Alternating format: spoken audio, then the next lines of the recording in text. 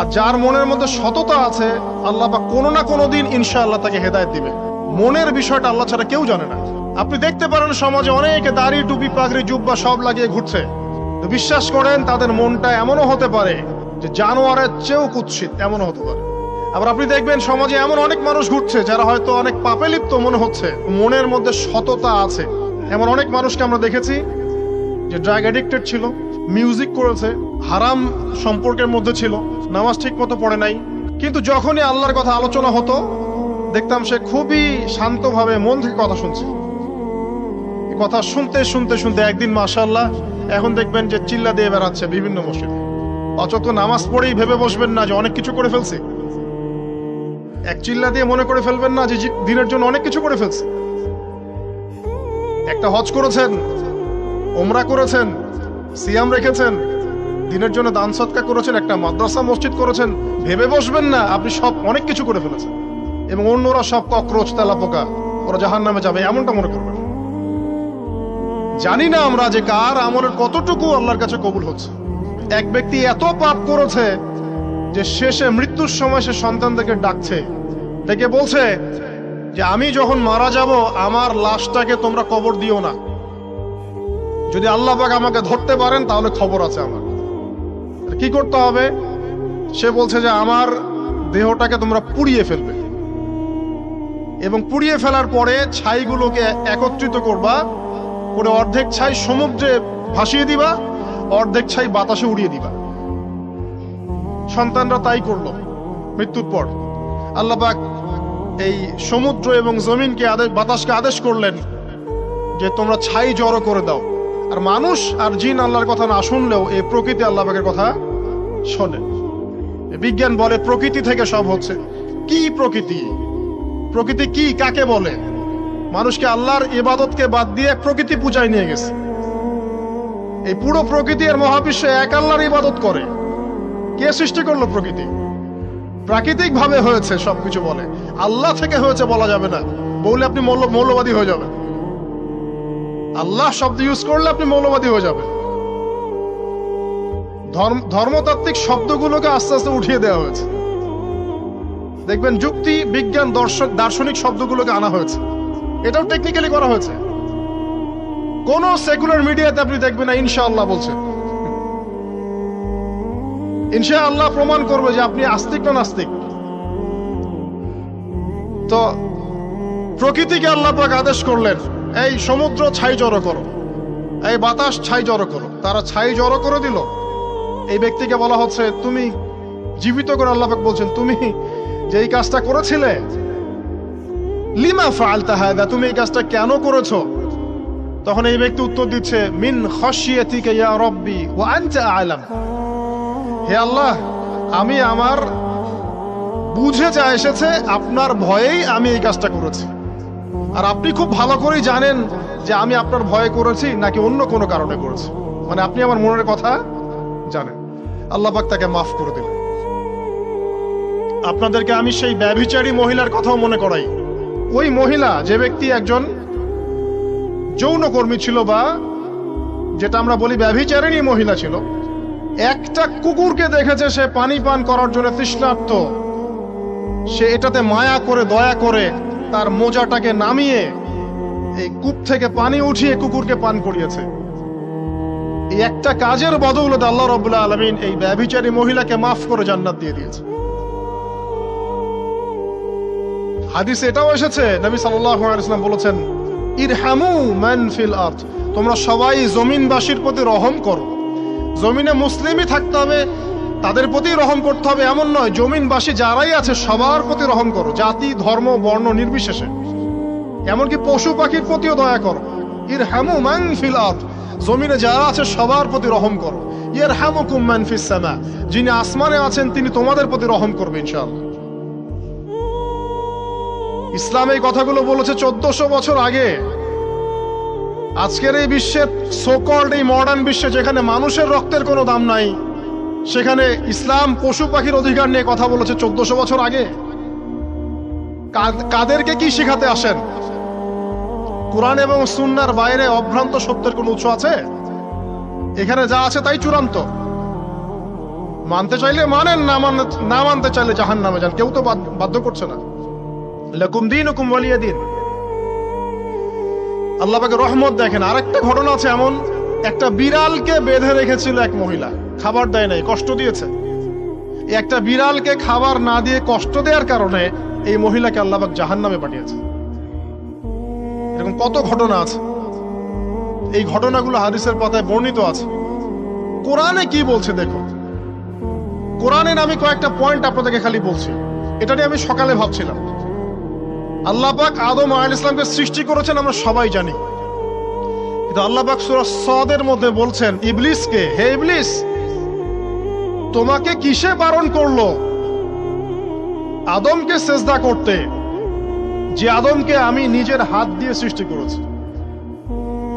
আল্লাহ রাব্বুল আলামিন যে আমাদেরকে এত যত্ন করে ভালোবেসে সৃষ্টি করেছেন, এটা কি আল্লাহ পাকের দয়ার নিদর্শন নয়? মহাবিশ্বের অন্য কোন মাখলুক সৃষ্টির ব্যাপারে আল্লাহ পাক বলেন নাই খলাকতু বিয়াদাই, আমি নিজ হাতে তাকে সৃষ্টি করেছি।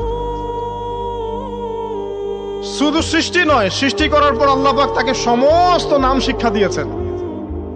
এই যে জ্ঞান শিক্ষা দেওয়া, জ্ঞান, এটা আল্লাহ পাকের সবচেয়ে বড় নিদর্শনগুলোর মধ্যে অন্যতম।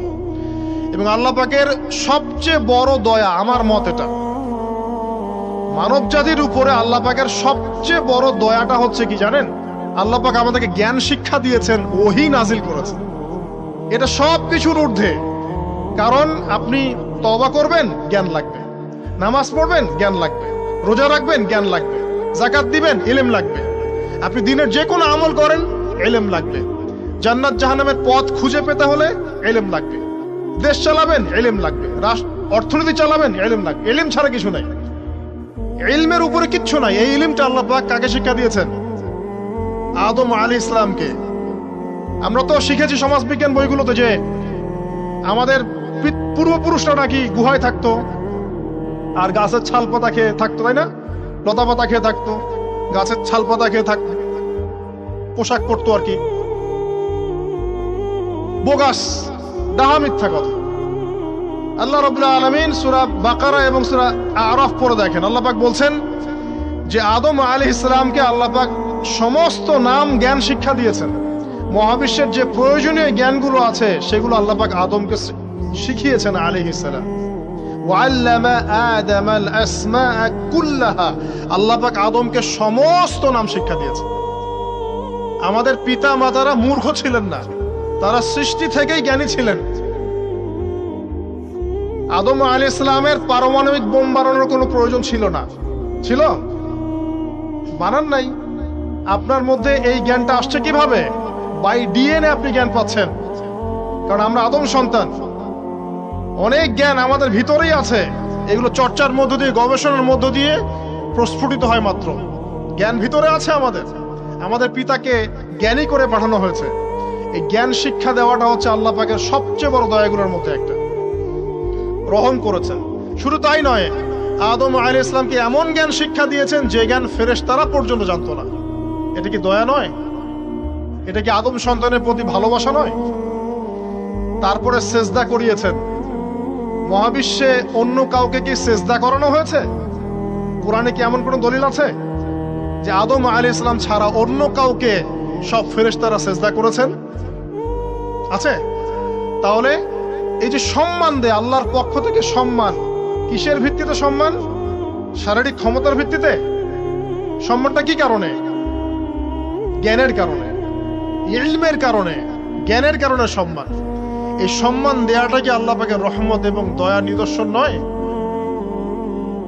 অতএব সম্মান পেতে হলে, আল্লাহ রহমত পেতে হলে সেই জ্ঞানের চর্চায় আবার ফিরে আসতে হবে। আপনি যদি আজও সেই ওহির জ্ঞানের চর্চা করেন, আল্লাহ পাক এই পৃথিবীবাসীর বুকের মধ্যে আপনার জন্য সম্মান পয়দা করে দিবেন ইনশাআল্লাহ। দেখেন, ওই সেই জ্ঞানী যদি আপনি এখনো চর্চা করেন, আজও আপনি সম্মানিত হবেন ইনশাআল্লাহ। ব্যক্তির চর্চা করলে ব্যক্তি সম্মানিত হবে, একটা পরিবার চর্চা করলে ওই পরিবার সম্মানিত হবে, একটা সমাজ যদি চর্চা করে সেই ওহির জ্ঞান, ওই সমাজ সম্মানিত হবে। একটা দেশে যদি আপনি ওই ওহিভিত্তিক জ্ঞান ছড়িয়ে দেন, পুরো দেশকে আল্লাহ পাক সম্মানিত করবে ইনশাআল্লাহ, পুরো জাতিকে সম্মানিত করবে ইনশাআল্লাহ। আরো সামনে যান, এই যে আদম এবং হাওয়া আলাইহিস সালাম গাছের কাছে চলে গেলেন, ফল খেয়ে ফেললেন, কারণ আমরা আদম সন্তান, ভুল করি। আল্লাহ পাক সাথে সাথেই বহিষ্কার করে দিয়েছেন? না, আল্লাহ পাক তওবা করার জন্য কালিমা শিখিয়ে দিয়েছেন। সুবহানাল্লাহ, তাদের কালিমা জানা ছিল না। আল্লাহ পাক বলছেন ফাতালাক্কা আদম মির রাব্বিহি কালিমাত, আল্লাহ পাকের কাছ থেকে আদম আলাইহিস সালাম কিছু বাক্য শিখে নিলেন, যেই বাক্য দিয়ে ফাতাবা আলাইহি, সে আল্লাহর কাছে তওবা করল। কোন সেই বাক্য? সূরা আরাফে আছে, রব্বানা যালামনা আনফুসানা ওয়া ইল্লাম তাগফির লানা ওয়া তারহামনা লানাকুনান্না মিনাল খাসিরিন। এই দোয়া কে শিখিয়ে দিয়েছে? আল্লাহ। এই তওবার বাক্য যে শিখিয়ে দেয়, এটা কি দয়ার পরিচয় নয়? আমরা আল্লাহর কাছে ফিরে যাব, তওবা করব, ইস্তেগফার করব, এই জ্ঞানটা শিখিয়ে দেয়া কি আল্লাহ পাকের দয়ার পরিচয় নয়? তাহলে আমরা কিভাবে ক্ষমা চাইতাম? কিভাবে ক্ষমা চাইলে আল্লাহ পাক সমস্ত গুনাহ মাফ করবেন, এই পদ্ধতিগুলো বলে দেয়া কি আল্লাহ পাকের দয়ার পরিচয় নয়? তারপর সামনে যান, পৃথিবীতে নামিয়ে দিয়ে আল্লাহ পাক ক্ষান্ত হয়ে যাননি। আল্লাহ রাব্বুল আলামিন আসমান থেকে হেদায়েতের গ্রন্থ পাঠিয়েছেন, বলেছেন এই গ্রন্থের মধ্যে যা আছে মেনে চললে তোমরা আবার জান্নাতে ফিরে আসবে ইনশাআল্লাহ। আল্লাহ পাক আদম এবং হাওয়া আলাইহিস সালাম এবং আদম সন্তান সবাইকেই সৃষ্টি করেছেন, উদ্দেশ্য হচ্ছে আল্লাহ পাক আমাদেরকে জান্নাত দিতে চান। আল্লাহ পাক চান যে আমরা যেন জান্নাতে যাই। যদি আমরা জান্নাতে যেতে না পারি পরকালে, একটা কারণে যেতে পারবো না, অনলি একটা কারণ, সেটা হলো আমাদের নিজের দোষে। একটা কারণ। যারা জাহান্নামে যাবে মানুষ এবং জিনদের মধ্যে, নিঃসন্দেহে মহাবিশ্বে তারা ছাড়া জাহান্নামে যাওয়ার উপযুক্ত কেউ ছিল না। ও জাহান্নামে যাওয়ার উপযুক্ত ছিল বলেই আল্লাহ পাক তাকে জাহান্নামে পাঠাবেন। আর যারাই জান্নাতে যাবে প্রত্যেকেই শুধু আমলের বদৌলতে যাবে না, বরং আল্লাহ পাকের রহমতেই যাবে। কেউই তার আমল দিয়ে জান্নাতে যেতে পারবে না। নবী সাল্লাল্লাহু আলাইহি ওয়াসাল্লাম এমন ভাষ্য বলছেন, ইল্লা আনা, আমিও না, ইল্লা বিরহমাতিল্লাহ, আমিও নয়, তবে আল্লাহ পাকের দয়া আমাকে ঘিরে ধরবে। আল্লাহ পাকের রহমত যাদের উপরে বর্ষিত হবে তারাই জান্নাতে যাবে ইনশাআল্লাহ। কে আমল দিয়ে যেতে পারবে না। যত আমলই করি বলা যাবে না এই আমলের বদৌলতে জান্নাতে যেতে পারবো। আল্লাহ পাক দয়া না করলে হবে না। আল্লাহ পাক চান যে আদম সন্তান যেন জান্নাতেই যায়। এই কারণেই সৃষ্টি করা, এই কারণেই আপনার ওহী ভিত্তিক গ্রন্থগুলো পাঠানো, এই কারণে নবী রাসূল পাঠানো, আলেম ওলামা সৃষ্টি করা, মানুষকে সতর্ক করা, হায়াত দেয়া, বারংবার জীবনে চলতে ফিরতে আপনাকে অ্যালার্ম করা হয়, আল্লাহর পথে ফিরে আসেন, আল্লাহর পথে ফিরে আসেন। অ্যালার্ম করা হয় না? বিপদ দিয়ে আপনাকে অ্যালার্ম করা হয় আল্লাহর পক্ষ থেকে। আপনি চলতে পথে হোঁচট খান, আল্লাহ আপনাকে অ্যালার্ম দেন, ফিরে আসো। চলছেন বিপথে, আল্লাহ পাক অ্যালার্ম দেন, ফিরে আসো। আল্লাহ পাকের পক্ষ থেকে কিন্তু এগুলো আসে। অদ্ভুত একটা হাদিস বললাম, অদ্ভুত বলতে বলছি অ্যামেজিং হাদিস, যে একজন সাহাবী বলছেন, সালমান রাদিয়াল্লাহু আনহু, তিনি বলছেন যে যখন মুমিনের উপর বিপদ আপদ বালা মুসিবত আসে, তখন মুমিনের এই বিপদ আপদ বালা মুসিবত রোগ শোকের বদৌলতে আল্লাহ পাক তার গুনাহগুলোকে মাফ করে দেন এবং তার মর্যাদাকে বাড়িয়ে দেন, এবং সে আল্লাহর দিকে ফিরে আসার অনুশোচনা করার সুযোগ পায়। আর যখন কাফের মুশরিক বা ফাসেক মানুষকে এইসব রোগ ব্যাধি বিপদ আপদ বালা মুসিবত ঘিরে ধরে, তার দৃষ্টান্ত সেই উটের ন্যায় যে উটটাকে তার মালিক বেঁধে রেখেছে, এরপর ছেড়ে দিয়েছে। সে উটটা বুঝতেও পারলো না কেন তার মালিক তাকে বেঁধে রাখলো আর কেনই বা তাকে ছেড়ে দিল। কথাটা কি বুঝতে পারছেন? যারা আল্লাহ দ্রোহী, তাদের উপর যখন বিপদ আপদ বালা মুসিবত আসতে থাকে, তারা বুঝে না যে কি জন্য আসলো আর কেন চলে গেল। কিন্তু মুমিন ব্যক্তি যারা মুসলিম, আল্লাহর অনুগত, তাদের বিষয়টা হচ্ছে এমন বিপদ আপদ বালা মুসিবত রোগ ব্যাধি তাদেরকে আল্লাহর দিকে ফিরিয়ে নিয়ে আসবে। দেখুন,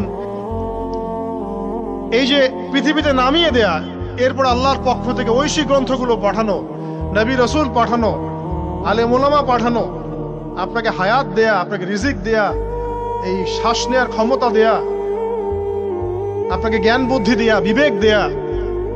এই যে একটু আগে তেলাওয়াত করলো শুরুর আগে নবী মুসা আলাইহিস সালামের ঘটনা। বনু ইসরাইল একটার পর একটা অবাধ্যতা করেই গেছে, আল্লাহ পাক তারপরেও তাদের কাছে নবী পাঠিয়েছেন, নবী মুসাকে পাঠিয়েছেন। ফেরাউনের মতো জালেম শাসকের হাত থেকে বানু ইসরাইলকে আল্লাহ পাক উদ্ধার করেছেন। এটা কি দয়ার পরিচয় নয়? নবী মুসা আলাইহিস সালাম গাছের নিচে বসে আছেন, খাবার নাই, বাসস্থান নাই, কিচ্ছু নাই, বরং তার গায়ে একটা অপবাদ দেওয়া হয়েছে যে তিনি নাকি একজন মানুষকে খুন করেছেন, অথচ তার ইন্টেনশন সেটা ছিল না। তিনি একটা ঘুষি দিয়েছেন লড়াই থামানোর জন্য, ওই এক ঘুষিতেই সেই ব্যক্তি ডেড। এবার তিনি গাছের নিচে বসে দোয়া করছেন, রব্বি ইন্নী লিমা আনজালতা ইলাইয়া মিন খায়রিল ফাকির।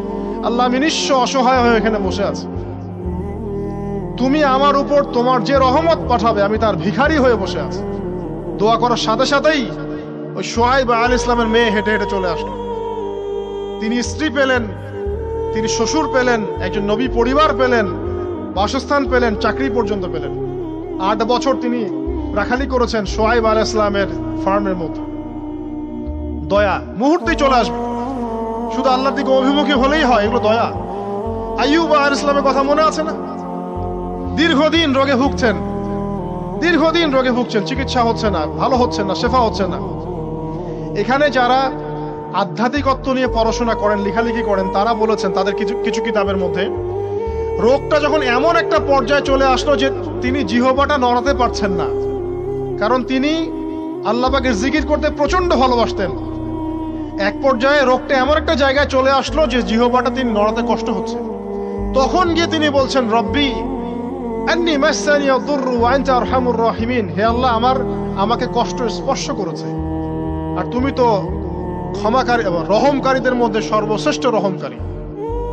আমি জিকির করতে পর্যন্ত পারছি না, আল্লাহ আমার রোগটা শেফা দিয়ে দাও।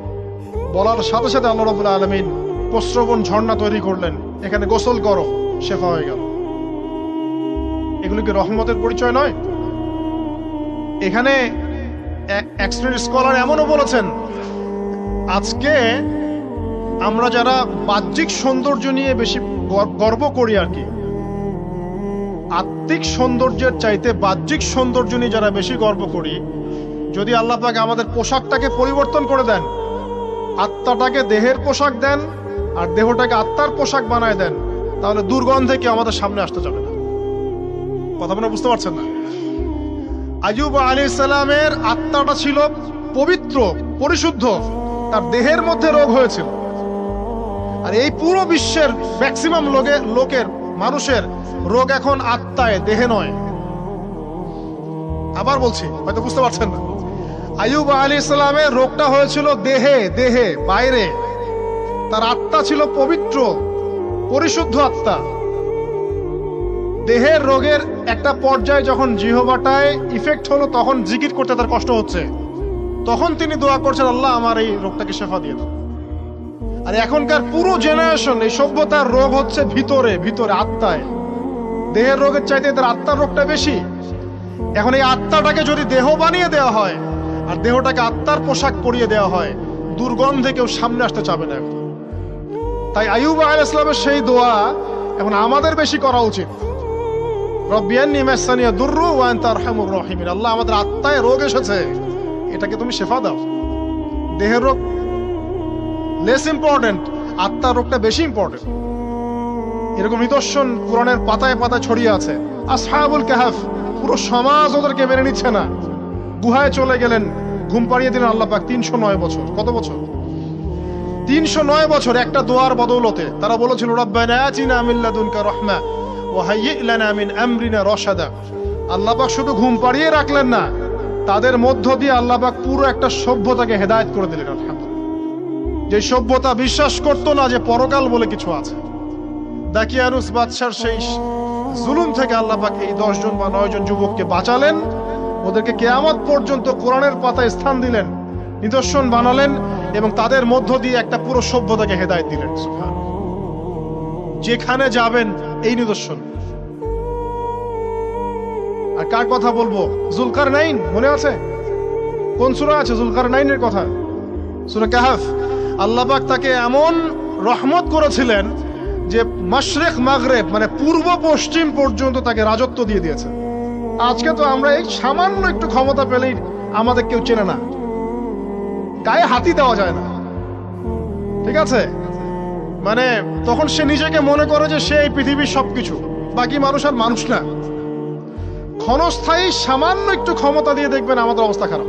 আমাদের এই যে জীবন, আমাদের রিজিক, আমাদের পরিবার, আমাদের সুস্থতা, আমাদের জ্ঞান, আমাদের সমাজ বলেন, রাষ্ট্র, আমাদের অর্থনীতি, এই বিশ্ব, এই সব কিছুই একটা বিষয়কে কেন্দ্র করে টিকে আছে।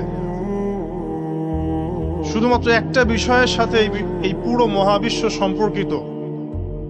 আমাদের জীবনের প্রতিটা বিষয় শুধুমাত্র এবং শুধুমাত্র আল্লাহ পাকের রহমতের উপর টিকে আছে। আল্লাহ পাকের রহমত আমাদের ব্যক্তি জীবন, পারিবারিক জীবন, আমাদের দেহ, আমাদের মন, আমাদের জ্ঞান, অর্থনীতি, ব্যবসা বাণিজ্য, আমাদের রাষ্ট্র, সবকিছুর মধ্যে শুধুমাত্র আল্লাহ পাকের রহমত দিয়ে ভর্তি।